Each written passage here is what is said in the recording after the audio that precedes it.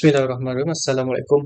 So, kali ni aku akan start update aku punya nota tentang satu buku yang aku baca ni yang bertajuk Secrets of the Divine Love: A Spiritual Journey into the Hearts of Islam by A. Helwa.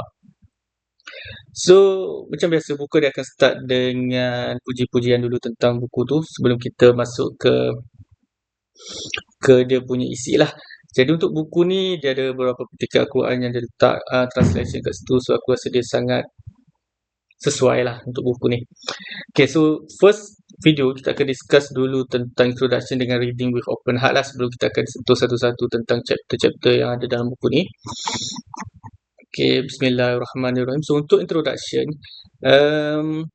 penulis menulis buku ni bagi aku dengan sedikit populis punya approach lah.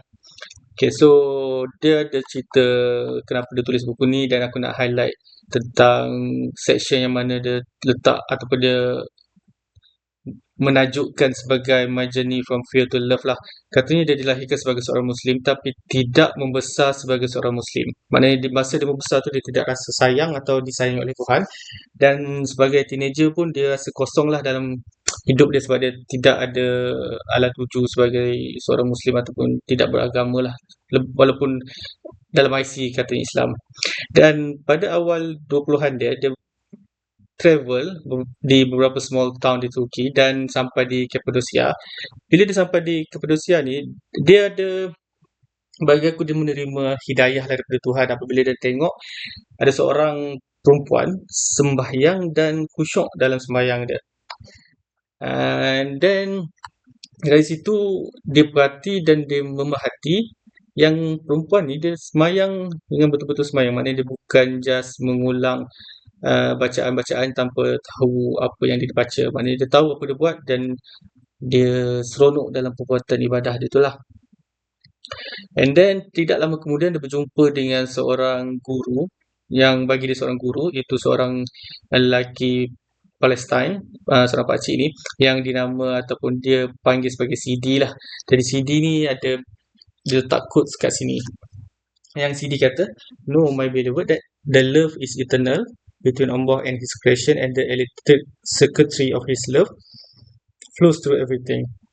If not for this, nothing would move that move, nothing would live that live. Every planet in its orbit and every cell in its course is a witness to the love of Allah and a sign of His wisdom.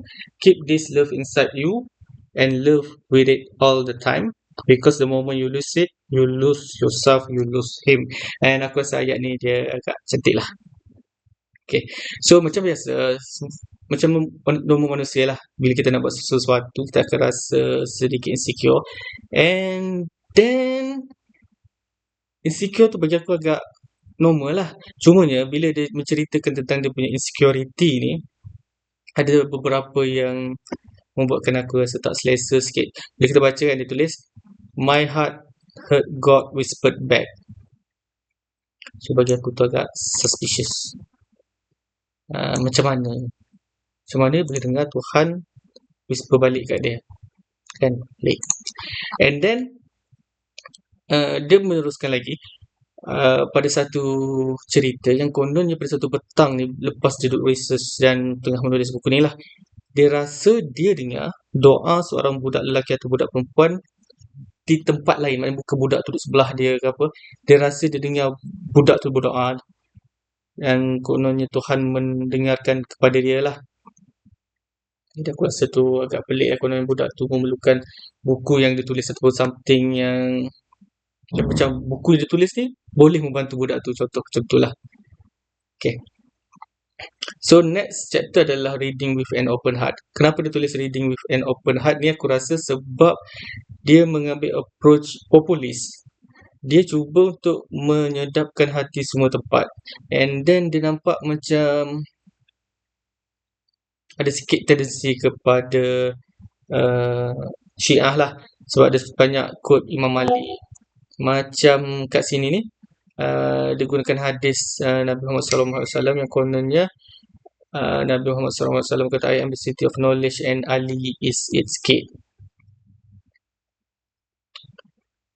Aku ada research sikit pasal hadis ni yang Ibnu Hajar Asqalani menyifatkan hadis tersebut bukan maudhu tapi hasan dan tidak lemah lah, not clearly weak. Tak apa, so itu baru first few chapters of the book lah. Jadi kita akan teruskan sama ada kita nak tengok betul representasi kepada Syiah atau tak. Itu nanti kita akan tahulah bila kita baca next few chapters.